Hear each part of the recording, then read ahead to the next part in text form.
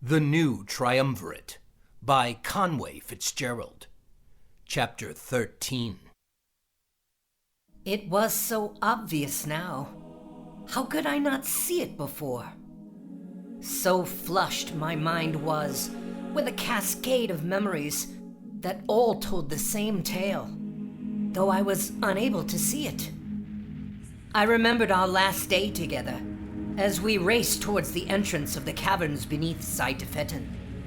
We were both utilizing magic invisibility, though later I incanted a spell that made me able to see the invisible, just in case there were any drow sentinels awaiting us up ahead. Go up further. Wait for me there, beside that ledge, Zett told me. I wasn't sure why he suggested we separate. He had never mentioned that as a possibility until now. I looked back to him and saw him squat down. His face exhibited great discomfort, as his body was covered in his black cloak of elvish kind, the one he had hidden behind for over a century. I looked up again to the cavern entrance as the mountain giants continued to pound on the opposite side of the mountain. There was debris and dust falling all over the rocky ravine. We needed to move fast. What was Theb doing? I wondered. Theb then rose from his crouch and made stealthy steps towards me again. I was unsure then what he had been doing. Yet in retrospect, it was painfully obvious. He was urinating, something that had become both painful and embarrassing for him ever since he had been castrated by Zett. Though all of our time together, which included most of my 180 plus years, he had kept this fact from me. I always thought it was pure discipline, his strange, complete disinterest in sex. I remembered my first time of mating, when I first encountered the explosion of urges and the intense, sudden need for affection. I didn't know how to share this with him. It began when I showed him how I had discovered my genitals could be stimulated with my hand. Stop that, he demanded. You must keep such things to yourself. He then realized he needed to hide me away for several years in a secret place only he knew of. He did this on more than one occasion, despite the many questions of my whereabouts by his trusted Thieves Guild, what would later become my Thieves Guild. Now I understood why he allowed me to keep my Seron Dira, my pet, that was Dan Tenuvio. He could see how much I adored him, and he was aware how angry I became when he locked me away alone during my times of mating. Was he truly prepared to give me away to Dan? I wondered. Did he truly love me that much? Rather than displace his harem as I had asked, Zett moved Nuna and I to separate quarters in a higher tower, far from that wretched place. That suited me just fine. The endless prattle of the harem was constant, and it unsettled me greatly. Now, I couldn't escape the silence of my own thoughts, until my solitude was broken. Would you care for some morning tea? Some nut pudding, perhaps? Shayela asked sweetly. Zett had also insisted that the two happy drow gifted by Philistre remain in my palatial quarters alongside Nuna and I, as our servants. I was still trying to work out the logic, why he insisted upon it. Put it down there, I commanded. Please, leave me. Go to your quarters and stay there. I'll let you know if you're needed. The young female drow looked disappointed for a moment, but then she smiled and bowed, skipping back towards her brother in the other room, singing a playful melody. Nuna then entered. Are you comfortable? She asked. Well, this room is certainly an improvement. But why are they here? I motioned to the mostly naked drow elf that had skipped and sang her way to the other room. Why would he plant them here with us? Zett, believes in your goodness. Nuna smiled. You have a nature like theirs. You are attracted to those with the willingness to help the innocent and defeat the evildoers. This is something neither Zett nor I truly understand, She said with certainty. We are committed to balance and preserving the constancy of that balance. I'm thinking he's testing you and your commitment to that goodness to see whether you can determine why they are here. Though I do find them quite pleasant. Nuna smiled again. Oh, I know why they're here. And I want them out. In fact, I will demand it the next time I see Zett. Just then, as if wise to our every word, the Sovereign arrived with his entourage. I could hear Rumdrell and Shiella laughing and singing happily to greet him at my doorway. His guards moved them aside as he made his way to me. Unlike the night previous, I was clothed and able to stand easily, so I did. Well, good morning, Aermine. He said as he stepped into my bedroom. He inspected the room carefully, making note of Theb's tout, the broad sword I had claimed from Philistre that rested at my bedside. Did you sleep well? He asked, placing his hand on the hilt. His guards and keepers closed in around him as he came closer to me. Indeed. This is quite an improvement. Thank you, I said. I then noticed the two Drow siblings peering over the guards' shoulders to see what was going on. I waved at them angrily to go away, and they vanished into the shadows. Zett looked confused by this action. Though, these gifts, why must they remain here? Please, see them housed elsewhere, Sovereign. Perhaps they are here to watch over you. Perhaps you are here to watch over them. Zett smiled. I shook my head at him. I have done what you've asked of me, Aermine. I looked again to be sure the two Drow elves were out of earshot. Sovereign, I asked you to remove the Greys, not insert the Drow. I answered him angrily. That's not what I asked. Lassiter Lipak Tanu, the Grey Wizard. He motioned to a handler, who then provided him with the list of other names he wasn't as familiar with. Brunarian of the Myr'Det. The Breens, the human family.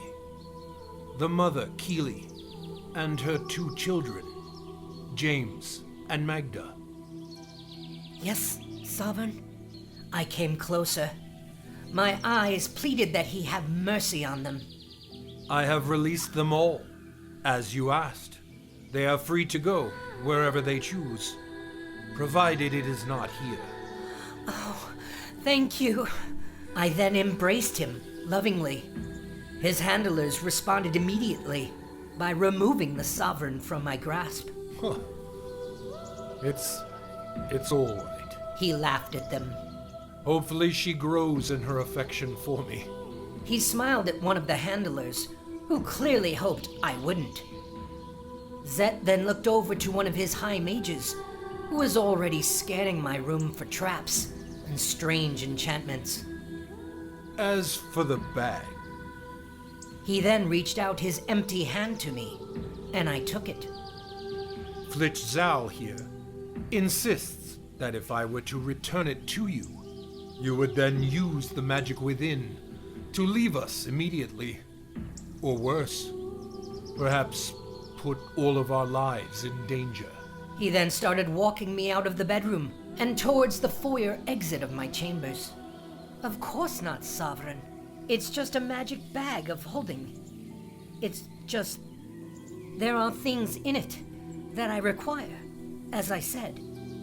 And I am prepared to allow you to claim them. Under his supervision, of course. He smiled at me with an affable gesture, and then a look of acknowledgement to his high mage. This wasn't exactly what I had asked. but it did mean that I could have access to Fergos's notes again, and for now, that was enough. So I agreed. Nuna remained behind, with the 2 drow siblings. I was then led by the Sovereign to his mage's laboratory, with his ubiquitous posse following closely behind. Zett told me stories of the ancient creation of this place, how it was the seat of all magic that now prevails the world. There were sculptures and paintings, some dating over 20,000 years or more. These were the reminders to the Grey of their place in the world as masters of the arcane. When we reached the laboratory, I saw at least a dozen other Grey mages awaiting us. There, resting atop a marble platform table, was my endless bag. The Sovereign's bodyguards, Tamlin and Burdock, created some space between myself and the Sovereign. The High Mage, Flitch Zal, then led me to where the tiny bag rested. One item at a time. Understand? No sudden movements. Anything removed from the bag must be given to us first, to inspect. He demanded of me. I understand. I then stepped up onto the marble platform and motioned slowly towards the bag. The many other Grey guards readied their weapons and presented their shields before the Sovereign. He was made to take a few more steps back. I needed to know the notes were safe, so that bundle of 3 envelopes was my first recovery. Sure enough, they were still inside, and completely undamaged. I felt such a tremendous relief, knowing I hadn't lost them forever. That is, until they were swiped out of my hand by another Grey Mage. What is this? The Grey Mage asked, inspecting the envelopes that had been strung together. Open it, he demanded. Oh, I can't do that. Fergus of Ebok, the human priest of the West, known as the Great Seer, he gave me these notes. As you can see, there are 3 of them. Each has the name of the intended recipient. I am certainly not allowed to open them myself, I professed. The Grey Mage seemed dubious and handed them over to Flitch, who looked equally unconvinced. What do they say? He asked me. I don't know. They were not intended for me. I tried to explain the question away. What do they say? He asked of me again. Of course I had opened and read them. How could I not? Everything these Greys had learned about me. To do otherwise would belie my upbringing under Theb Karu. Theb would have had to know, so I would have to know as well.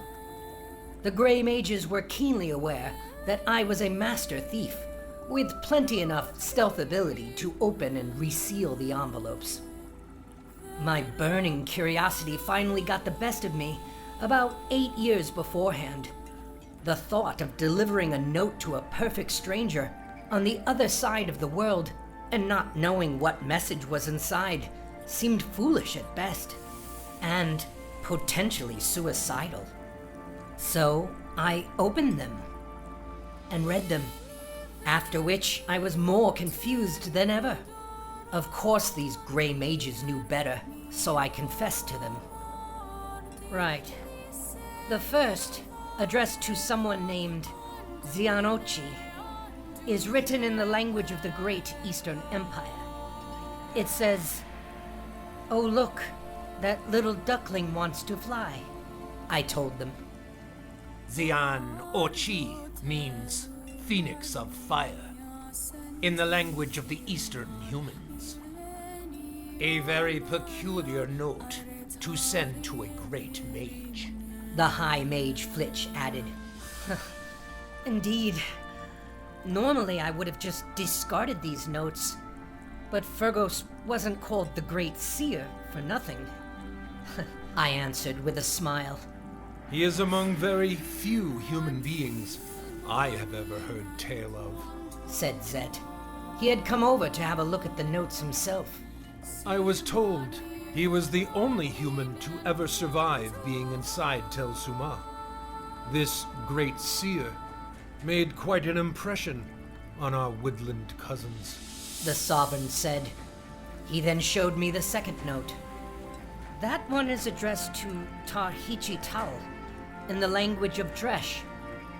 It says, "You will be beaten with a stick," and then named High Lord. The gathered Greys seemed shocked and offended by this notion. Zett scoffed. And you plan to give that message to a human killer? The Dresh and all of those humans of the Central Plains, they are not very accommodating.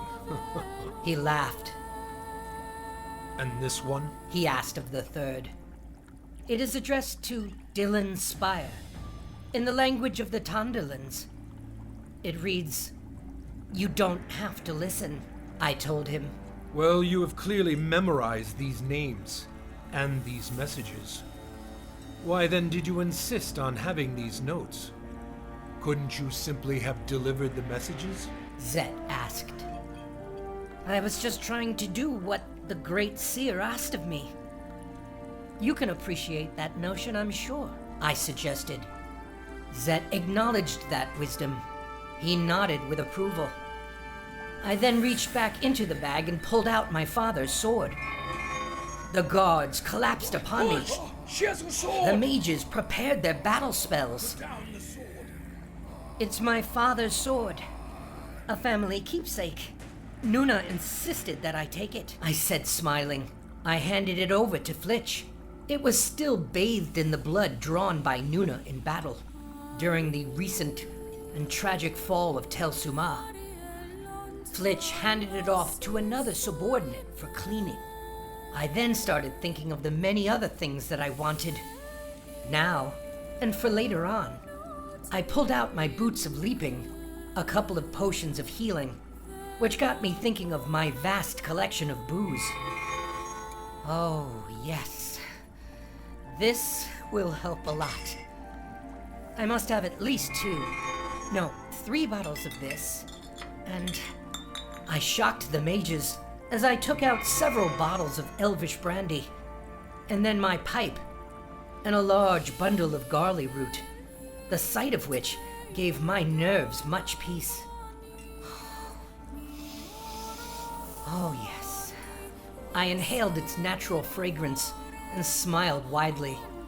There were a few tight-fitting leather outfits and my cloak of elvish kind that I took out next and piled onto the floor. I doubted the mages would ever allow me to have those. Zett then ended this experiment there. My tailors can provide you with whatever clothing you require. As for these items, allow my mages to inspect them, and they will then return them to you. Fair enough? Zett asked. Yes. Thank you, Sovereign, for everything. It was then I realized that I had received my end of this bargain I had made with him. Now, certainly, Zett expected his. Though it was weeks later before he first called on me to eat together and share intimate secrets of his very long life. After our dinner, which strangely did not involve any of his keepers and handlers, he asked me to sit with him in his throne room. Here, I must sit on this throne of 3, alone, without my queen, my son, or his bride-to-be. They were all lost to me, you know. He said solemnly. That's awful.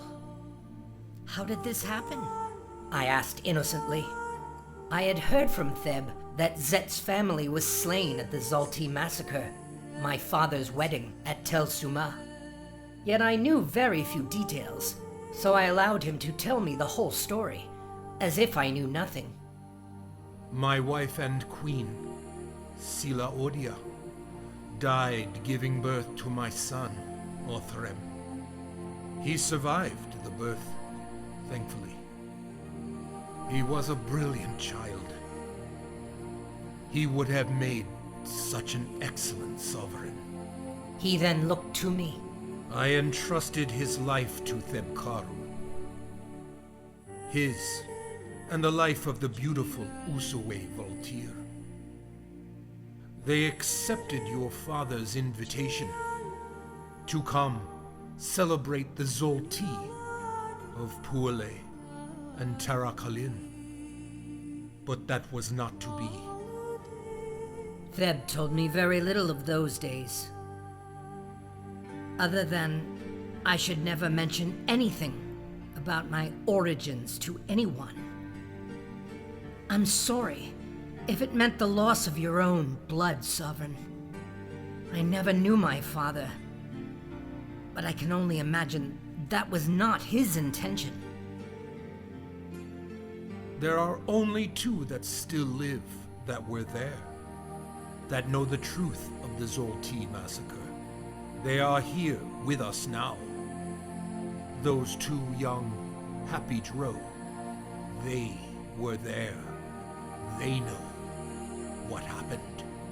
Then why would you ever allow them inside the Myr'Det, Sovereign? Why would you risk... Because I want to know the answer. What does this Restorer legend mean to the drow? Why should they care to stop it? Why did they attempt to prevent your creation? It seems the lives of the Overlanders could only mean so much to them. Fergus of Ebok gave me the name Tia, Sovereign.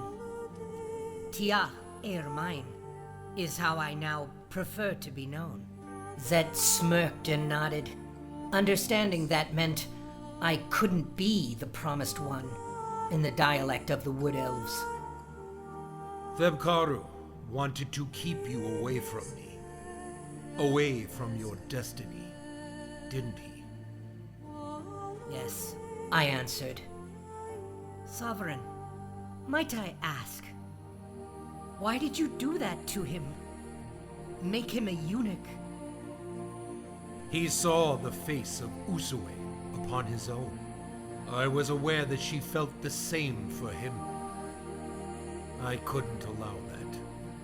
So you castrated him? He was to be put to death for breaking the laws of magic use here in the Myr'Det. I spared his life, and he became one of my eunuchs. In fact, my very best and my most trusted. So good he was that he saw to preserving your life. For that, I am grateful to him. I would release him from my service, but it appears he has released himself already. He was like a father to me. A father I never had, I said sadly. Aermine, I believe I wear your face. The Sovereign told me. This, in Elvish tradition, is when a male and female elf become one. They each imagine the face of the other upon their own. If it fits, they know that they are destined to be together, to procreate and create the next generation. I've never felt this since losing my dear Sela. I hope you will see mine upon your own. Over the coming months and then years, I grew closer to Zett. I laid with him, and we had intercourse often. I tried. I really did. It just never happened.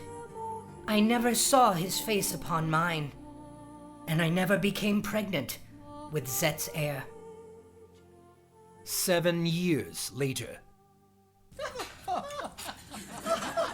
Sometimes. The gathered greys all chuckled as the Sovereign continued his story about me. She says this is what she wants. That's it. Just do that for me, and I will be so happy. The dinner guests laughed again at my expense. Stop, Pathram. I do no such thing, I demanded. It's true. You tell me this is what you must have today. Tomorrow, you will tell me it's something entirely different, and then something other the next day. The dinner guest continued to find this untrue story quite amusing. I had had enough. I dropped my eating utensils demonstratively upon my plate, and then stared him down angrily. You see, when she gets angry, she becomes silent. The guests shared another exaggerated response. I like her better this way. They all started laughing again. That is when I got up and left. Even better. He said as I left the room. His guests then all burst into a rousing laugh. I took swift steps to my palace quarters, pushing my way past the door guards who attempted to slow me. I thrust open the foyer door to find Rumdrill on the other side, smiling as usual. Aermine, I think I have the rest of the song you liked. What do you think of this? Rumdrill started singing a new melody that he had written that morning. Not now, I told him as I raced towards my bedroom. Shiella then followed after me. What has happened? Nothing. Go to your rooms and leave me be, I demanded. You don't want to hear the song? Rumdrill asked, quite disappointed. I didn't answer. I simply slammed the door behind me.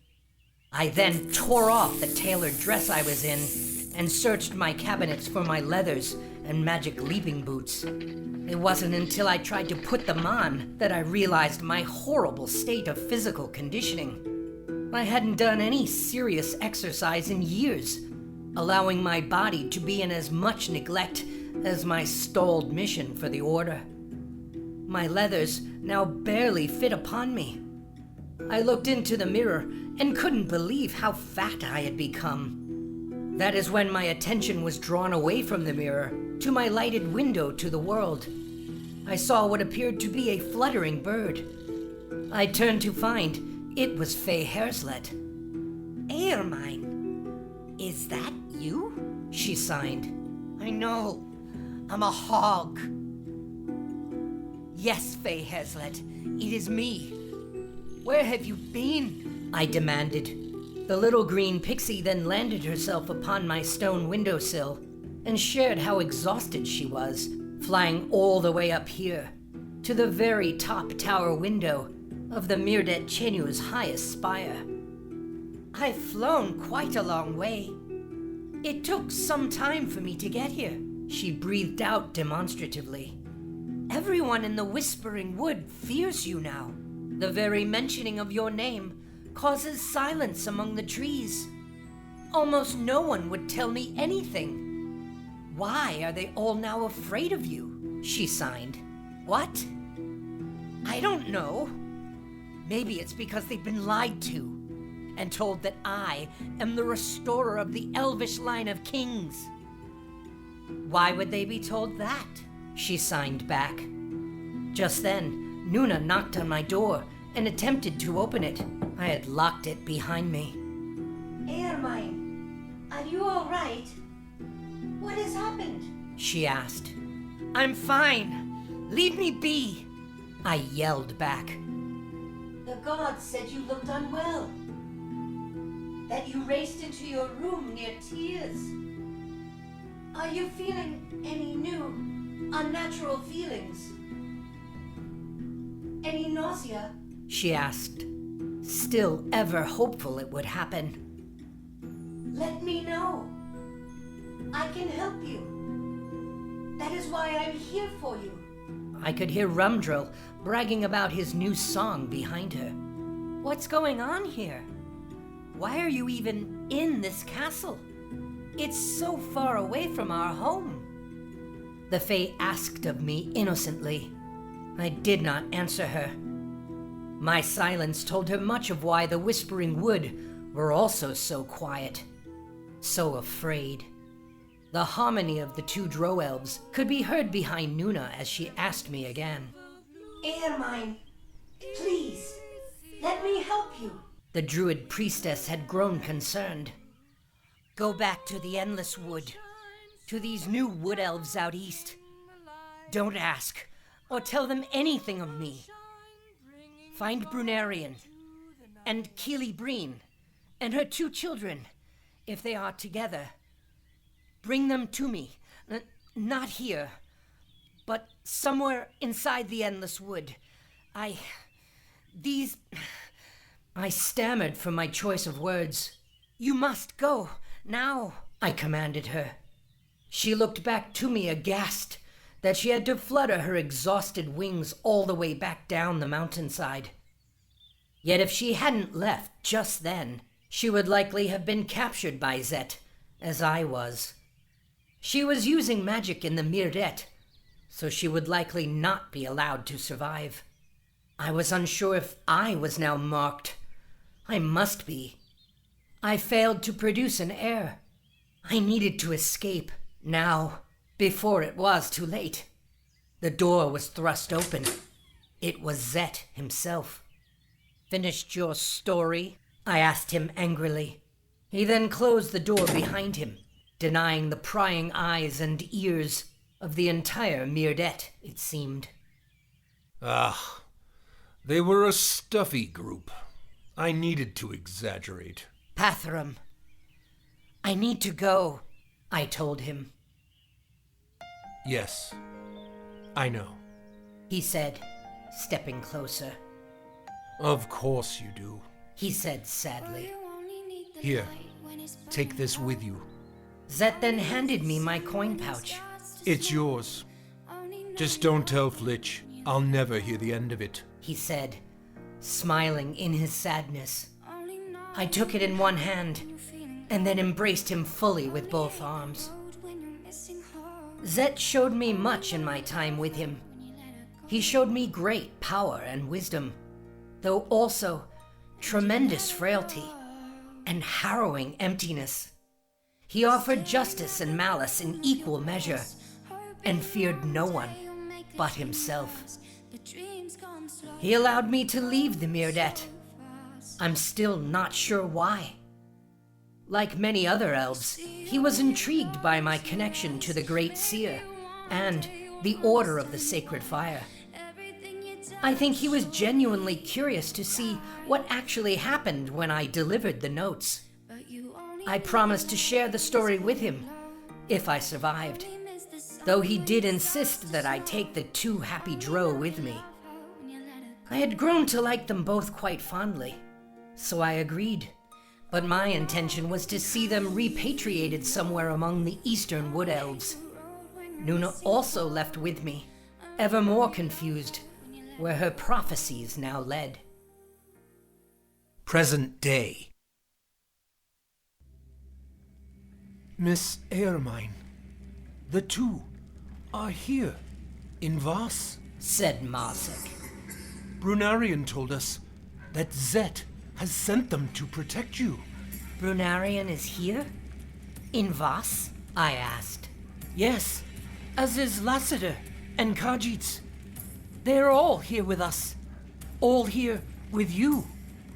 So much has happened, Sherman said.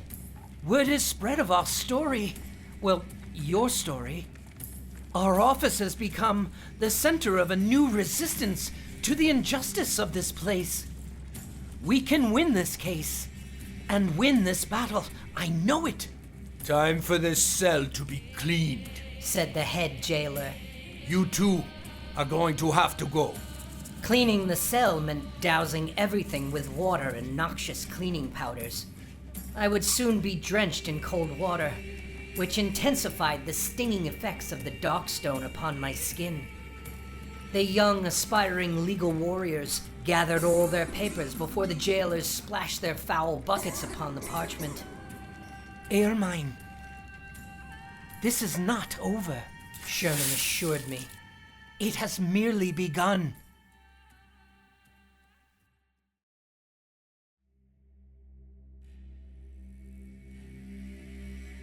Thanks so much for watching, everyone. If you haven't yet, please subscribe and ring the bell for notifications so you never miss an episode.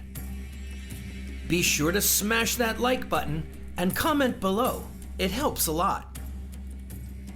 If you'd like to help me get this book published, please consider becoming a Patreon supporter. And as always, be sure to share this story with all of your friends on your favorite social media.